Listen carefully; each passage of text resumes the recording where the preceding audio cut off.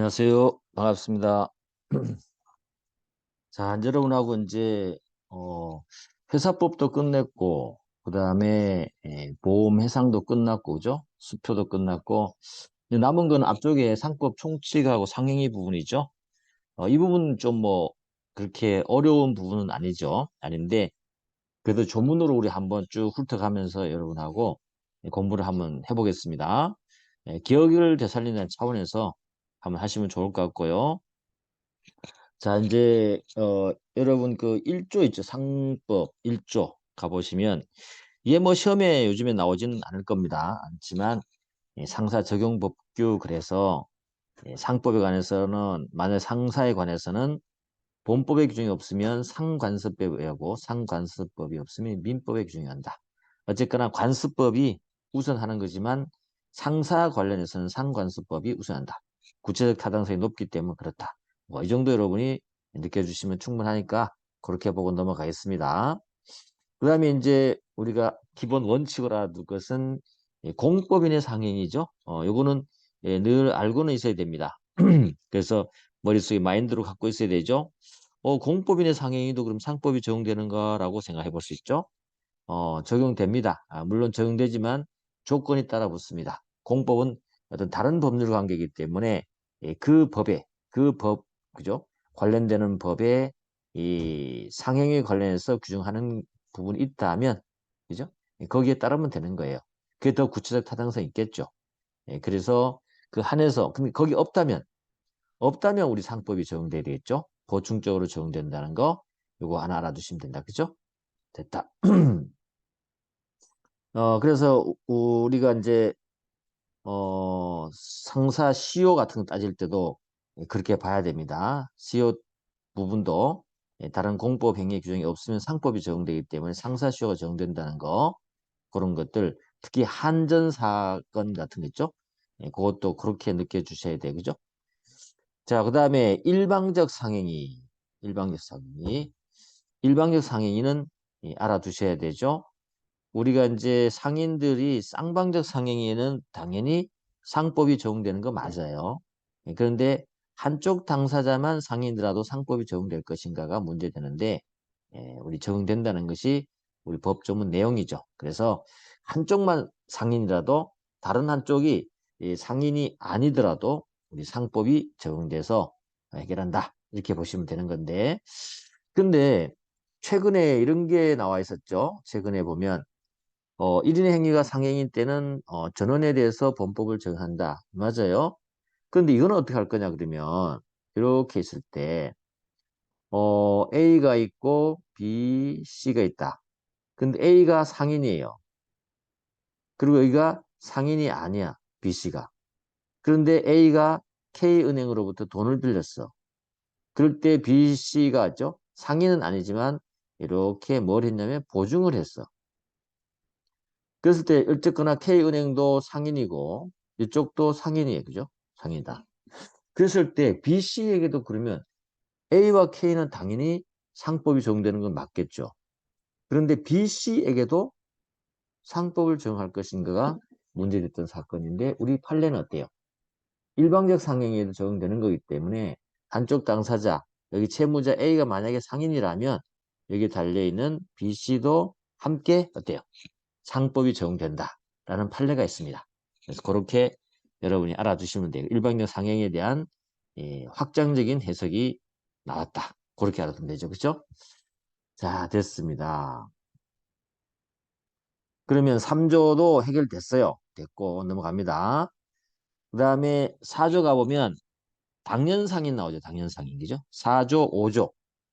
우리 4조, 5조, 당연상인, 그 다음에 6조, 7조 쭉 나옵니다. 그리고 마지막에 가서 9조에 가면 이제 소상인이 나오죠. 그 상인의 종류 여러분 조문에 있는 건 알아둬야 되는데 당연상인은 뭐 우리 조문적으로 따진다면 자기 이름으로 자기 명의죠. 자기 명의로 한다는 것은 뭐예요? 자기 책임이죠. 자기 명의로 한다는 얘기는 자기 책임입니다. 자기 책임. 자기 책임으로. 그죠?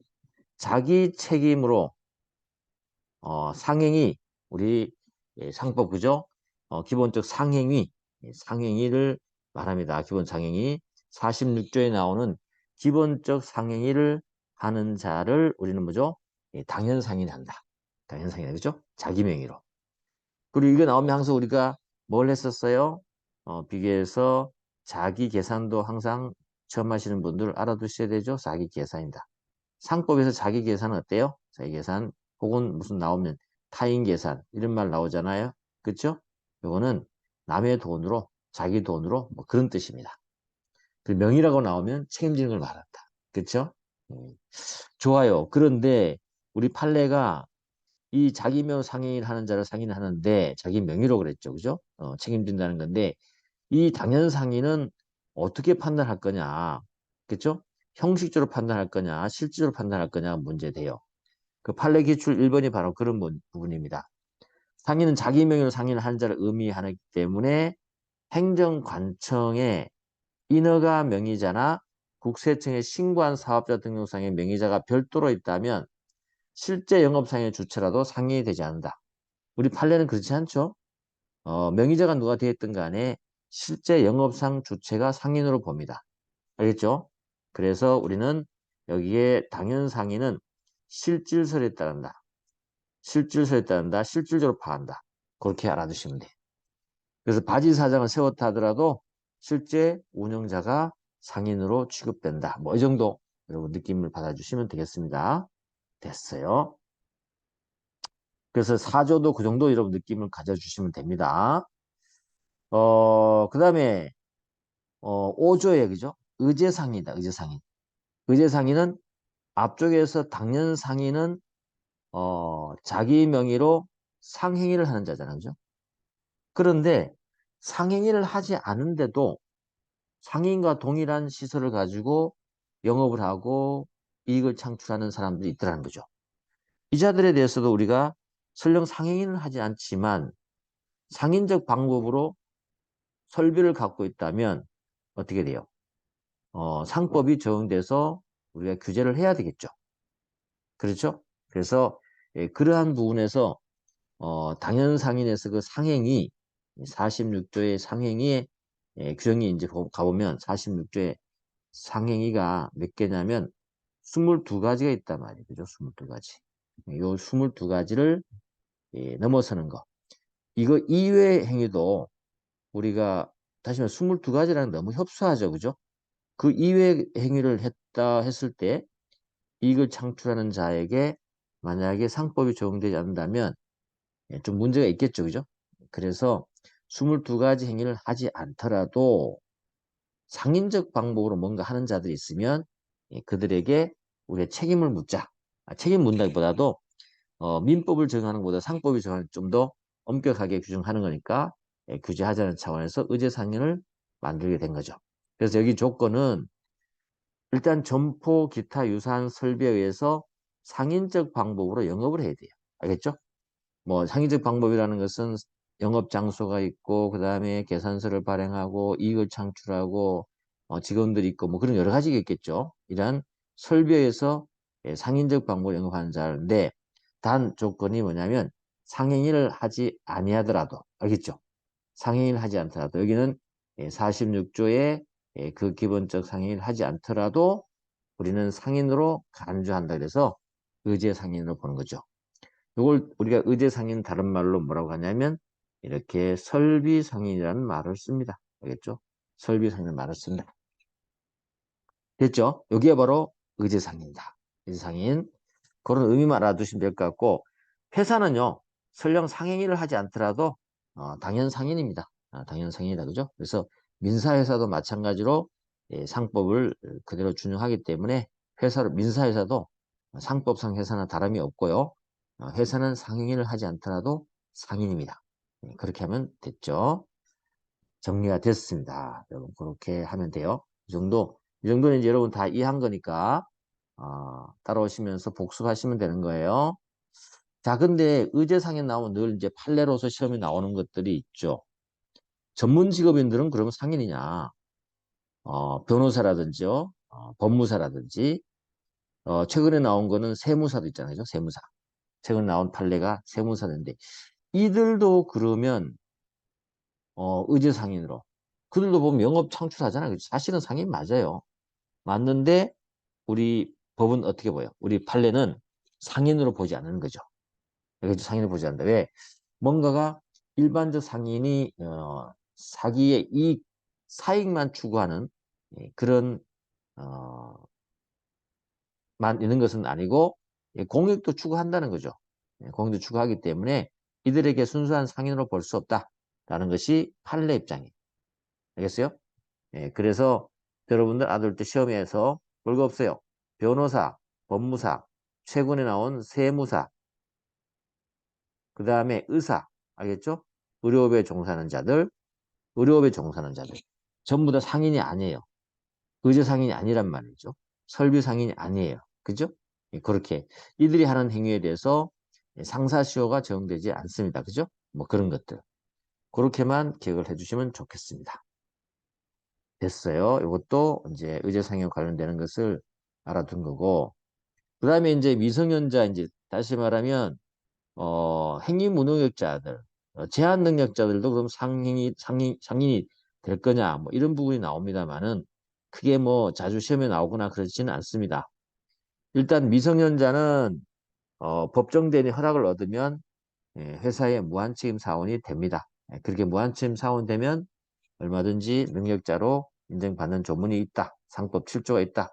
라고 알아두시고, 그 다음에 만약에 법정 대리인이 어떤 미성년자라든지 그 제한 능력자를 대신해서 만약에 상행위를 하자는 거죠. 대리할 수 있죠. 그럴 때는 반드시 등기해야 된다. 알겠죠? 등기된다. 뭐 이 정도 보시면 되겠습니다. 자, 그 다음에 이제 우리가 구조 있죠. 구조는 같이 연결해서 여러분들이 알아줘야 되겠죠. 소상인이다. 그죠? 이 소상인은 적극적인 어떤 개념으로서 소상인 주체가 있는 것은 아니고 상인들 중에 규모가 너무 작다라는 거죠. 이런 정도의 규모 있는 자가 상인을 했을 때 상법의 규정을 다 적용할 것인가가 논란이 되는 부분인데 우리 법은 어때요? 이런 소상인에 대해서는 그런 복잡한 상법에 대한 규정을 적용하지 말자라는 차원에서 하나의 그죠? 가상적 개념으로 소상인이라는 개념을 두게 된 거예요. 그래서 이런 소상인에 대해서는 우리 법은요, 지배인이라든지 상호라든지 상업장부라든지 상업등기 뭐 이 부분은 여러분이 뭐 꼭 암기를 안 하셔도 뭐 큰 문제는 없어요. 그렇지만 앞쪽에 나오는 지배인 상호, 상업장부, 상업등기에 관한 규정은 적용하지 않는다는 거죠. 그런데 이게 적용하지 않는다는 것이 다시 말하면 소상인에 대한 행위 규제인가요? 행위 규제인가요? 그게 아니에요. 행위 규제가 아니에요. 하지 말라는 게 아니에요. 알겠죠? 소극적 상법이 적용되지 않겠다는 뜻이잖아요. 그죠? 어, 적용하지 않는다. 그죠? 그러니까 행위 규제가 아니기 때문에 이들이 소상인이 이 상호를 사용한다든지 소상인이 상업장부를 한다든지 소상인이 등기를 하더라도 상관없어요. 본인들이 스스로 하는 건 상관없지만 상법이 그죠? 상법이 적용되지 않을 뿐이에요. 아시겠죠? 그걸 여러분이 알아두셔야 된다. 그리고 추가적으로 알아둘 거는 이제 시행령에 가보면 소상인에 대한 범위가 나옵니다. 자본금액이 1천만 원에 미치지 1천만 원 미만이죠. 미만인 상인입니다. 그런데 회사가 아니어야 돼요. 아, 그러면 회사는 자본금이 1천만 원 미만이더라도 소상인의 요 구조가 적용돼야 안 돼요. 안 된다는 거지. 그죠? 그렇게 여러분이 그 정도만 기억해 주시면 아무 문제가 없습니다. 자, 넘어가도록 하고요. 쭉 가보면. 그 다음에 이제 우리 상업사용인이 나오죠? 상업사용 지배인 바로 가보겠습니다. 그래서 앞쪽에는 여러분 어렵지 않기 때문에 우리가 좀 빠르게 조문을 한번 짚어보도록 하고 여러분들은 판례 기출, 조문 기출을 확인 좀 해주시면 될 겁니다. 이미 여러분 확인들 다 됐겠죠? 제 전문 판례집을 갖고 있는 분들은 다 몇 번 봤을 겁니다. 그래서 아는 건 빨리빨리 넘어가고 모르는 건 확인하면서 복습을 하십시오. 자, 지배인 선임이다. 지배인은 뭐라 그랬어요? 상업상인이죠. 상업상인은 뭐라 그랬어요? 이 상업상인은 한마디로 말해서 민법에 비교하면 뭐라고요? 상업상인은 대리인이다. 알겠죠? 대리.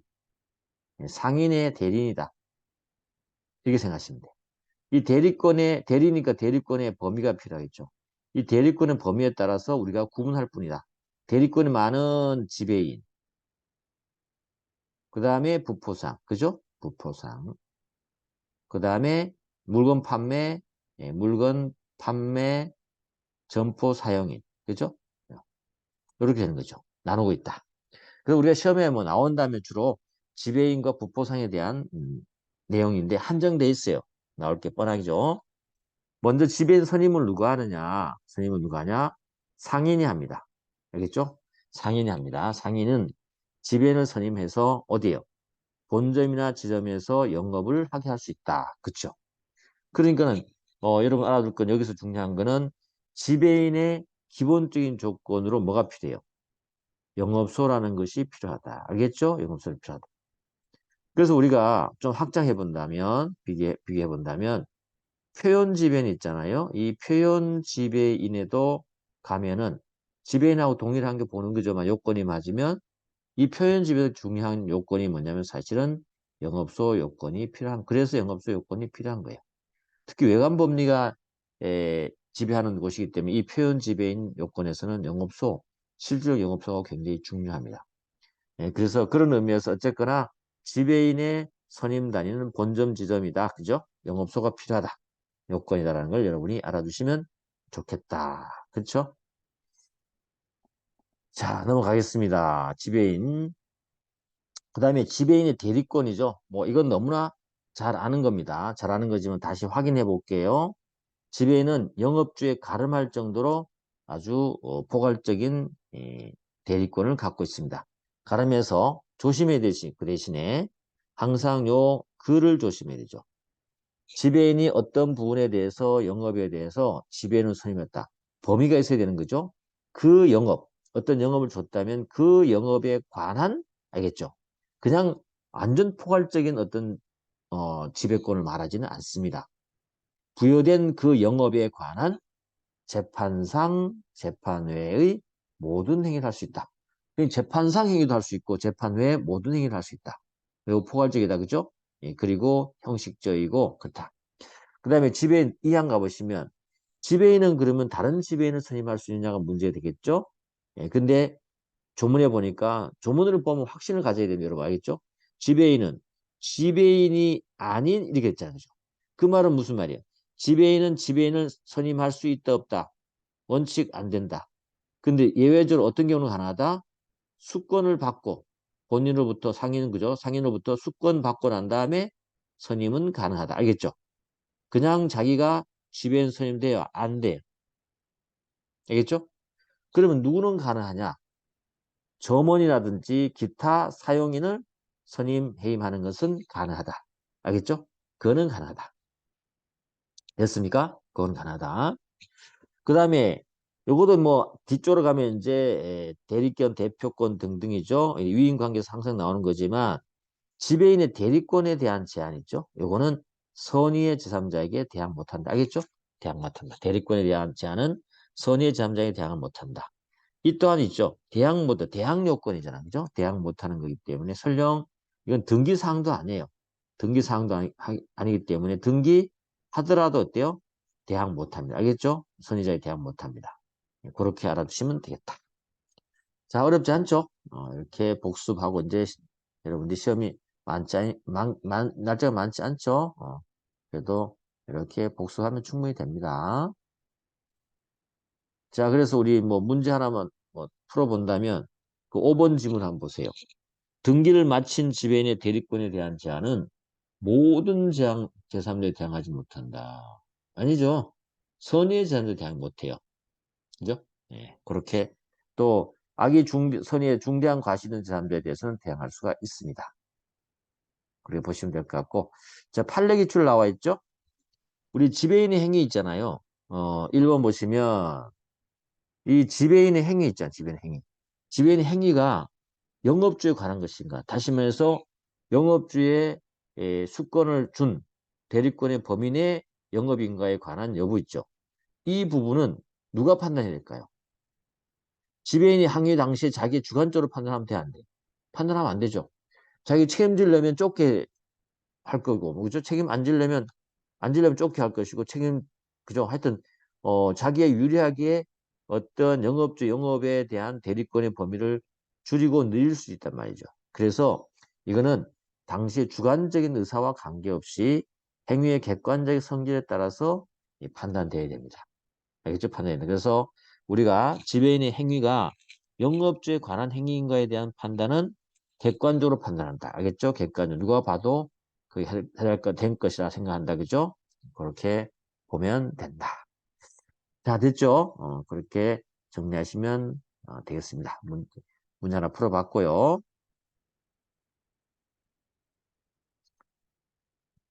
자, 가보죠. 그 다음에 이제 어, 여기 3번 가보시면 판례 문제. 반드시 지배인이라는 명칭을 사용하지 않고 지점장, 영업부장 같은 명칭을 사용하더라도 지배인의 대리권이 부여있다면 지매된다. 이것도 무슨 말일까요, 여러분? 요 3번도 뭐예요? 실질설에 따른 거예요, 실질설. 알겠죠? 그러니까는 명칭을 뭐 지점장, 영업부장 어떻게 사용하더라도 실제 포괄적인 대리권이 부여되어 있지 않으면 지배인이 아닌 거예요. 알겠죠?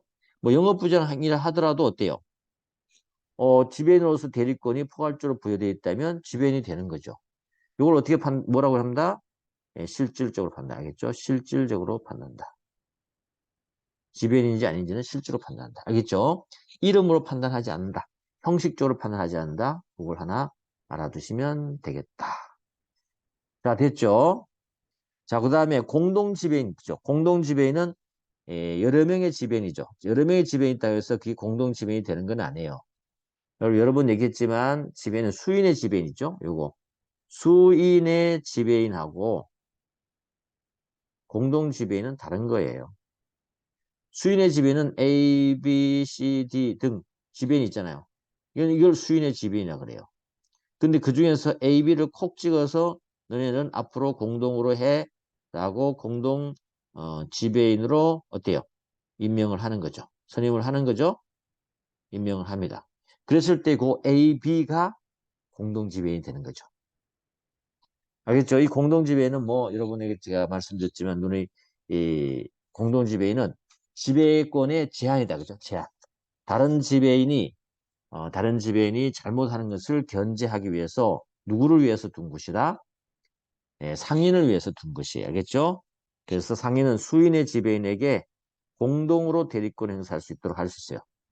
예, 그래서 이 수인의 지배인 A, B는 어때요? 항상 외부적으로 능동적으로 하는 행위는 어때요? 함께 해야 돼요. 항상. 알겠죠? 함께 한다. 만약 이게 외부에서 받아들이는 수동이죠. 이 수동 대리권은 늘 있죠. 예, 1인만 해도 상관이 없다. 그게 이제 이 항에 나오는 거죠. 공동지배인의 경우에 지배인 1인에 대한 의사표시는 영업주에 그대로 효력이 미친다. 이렇게 되는 거죠. 이해되셨나요? 그렇게 이해하면 됩니다. 자, 복습을 해본 거고요. 됐습니다. 그 다음에, 이제 지배인의, 그죠? 지배인은 반드시 어떻게 돼요? 지배인은, 등기돼야 됩니다. 지배인은 등기를 해야 된다. 지배인은 등기가 요건이다. 그죠? 그래서 상인은 지배인의 선임과 그 대리권의 소멸에 관해서 지배인 본점 또는 지점 소재지에 반드시 등기해야 된다. 등기 의무다. 알겠죠? 의무다. 공동 지배인도 똑같아. 알겠죠? 똑같아요. 근데 우리 뒤쪽에 가면 이제 부포상이라든지 이런 자들에 대해서는 어때요? 등기가 기본적인 내용이 아니에요. 등기 안 해도 상관없어요. 됐죠? 여기까지 하면 될 것 같아요. 오늘 뭐 시간이 빨리 오버됐네요. 23분이 됐으니까 오늘은 여기까지 하도록 하고 다음 시간에 표현 지배를 하도록 하겠습니다. 수고했습니다.